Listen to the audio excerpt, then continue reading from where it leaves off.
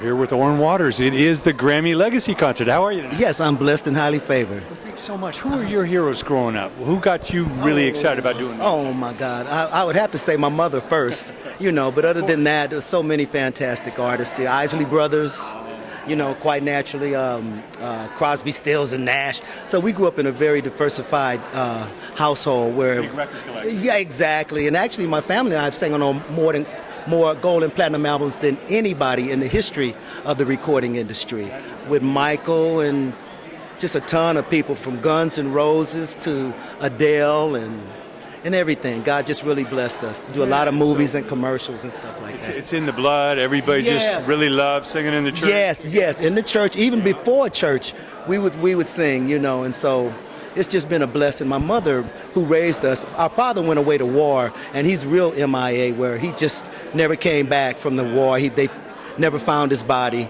And my mother sacrificed her singing career that we should continue on, and she gave us lessons, and we were instructed in how, my sisters and I, Maxine Waters and Julia Waters as well, we just grew up singing and stuff like that. So I think the great blessing was to my mother, who sacrificed so much for us. Of course. And what do you attribute the fact that they did so many singing? They got so many requests to come in. Was it just easy to work with? Obviously the skill, the talent was there. But what do you attribute? What do you learn from that? Well, I learned, number one, what you should learn, and what I learned is humility.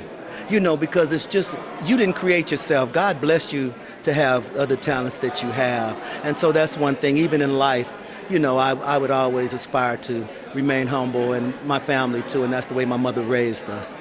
Sure. And besides that, what other skills or tips can you give to young singers today? What do they really need to concentrate on to create their own? Yeah, right. Well, as a singer, your body is your instrument. So you have to take care of your body, because your body is your instrument. I mean, a keyboard player, they have the cordage people come in, play the drummers and everybody, but as a singer, your body is your instrument. And so you have to exercise that instrument. You have to continue to use it. You have to continue to strengthen your skills. If you want to not only just be committed to your own music, if you're going to participate in a lot of movies like what we also have done, then you should learn to read music. You need to learn how to communicate music, speak in musical terms, so when you get on the stage and you're dealing with musicians, you're able to talk the language so that everybody understands each other. And so that's very important. Communication is very important. So unlike the drummer or the guitarist can go get a new kit or new axe, this is it. Yeah, your body. Your vocal cords. Right. So sometimes, yes. And so when you tour and things like that, and it's so much when you get into the hoopla where everybody just lets you through, and you're in the band, come up to the front of the club. Come to the front of the line and all that. You just need to keep everything in perspective and make sure that you do what you came to whatever country you're in doing. So, you can't just go out and party and then the next day, concerned about your voice and stuff like that. So I think putting the music first, is a priority that should definitely be observed at all times. And it takes a lot of sacrifices in some cases. Some people, you're always invited to the parties, and sometimes you can't go. Because if you have to sing, you can't go, and if you go, you're going to talk, if you do these things, and if you must be a musician yourself. So you understand. I've seen them come and I've seen them go.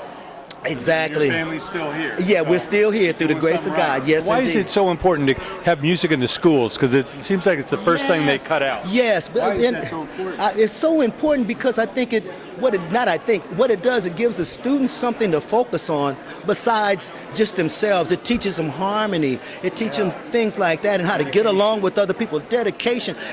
A tremendous amount of understanding, because a lot of people, when they hit a certain level, there are small idiosyncrasies that they possess that you have to be able to deal with. So the psychological part of it too, when you're dealing with people who can just pull melodies and stuff out of the air, like Phil Spector, or like Michael, or like Stevie, or like any great musicians.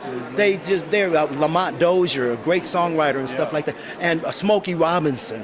Okay, they are able to pull stuff out of the air, and so with that comes a certain amount of understanding that you have to be able to communicate with them. And as those times move past, you do it smoothly because the number one focus is the music. And so when you go in there to do a record or something like that, go in there to make the best product that you can make. So you give to the music. The importance of the music in the schools, we always talk about rappers this and rappers that. The kids are using what they have available. So I think that the music also, in a way, when we were coming up, if you wanted to play a flute, you go and sign a thing with the teacher. They say, here, take the flute, tell your mother to sign it, and then you give a flute. So therefore, you're practicing music. You're practicing playing music. You're practicing the other functions that it takes to produce music. And so that's why it's important, in my humble opinion, keep the music in the schools, please, because the kids are going to have to express themselves creatively. And if they are limited by only samples and stuff like that, which is fine, but those that are really playing and stuff like that, who knows how the music would evolve? It won't be stagnant. It will, and not to say that it is, but it will keep us from facing that type of dilemma where the kids just want to be creative and they have no way to do it. Sure. So that's the importance of keeping the music in the schools, please. It makes for a better society overall. Yes. Yes, music is the critical part of music too, is to be able to create harmony and a cohesive relationship with other people. And plus, music, I always say that music is one of the greatest exports from America to the world. Our country is known for our music and our actors, our movies. I say the same thing. It's one of our greatest exports, and I totally agree. So yeah, that's what we need to do, is keep that music in the schools, allow the kids to be creative, and allow them to express themselves creatively, more so than us telling them what to think and stuff like that. No, we can sit back, give them an instrument, and watch what will happen. You know, a lot of people, Bobby Womack, certain musicians play instruments upside down, Jimi Hendrix, upside down and backwards and everything, and coming up with all. Exactly. So you give a kid an instrument and then let them work it out. Give them instructions so that they understand music, musical terms and stuff like that. But when it comes to creativity, let us not limit them by only giving them certain tools to work with. Let's let them, if they want to play a doggone, yes, give them an accordion and see what they come up with. So all of that's very important to me, in my humble opinion. Thank you so much, Oren. Thank you. It's a real pleasure.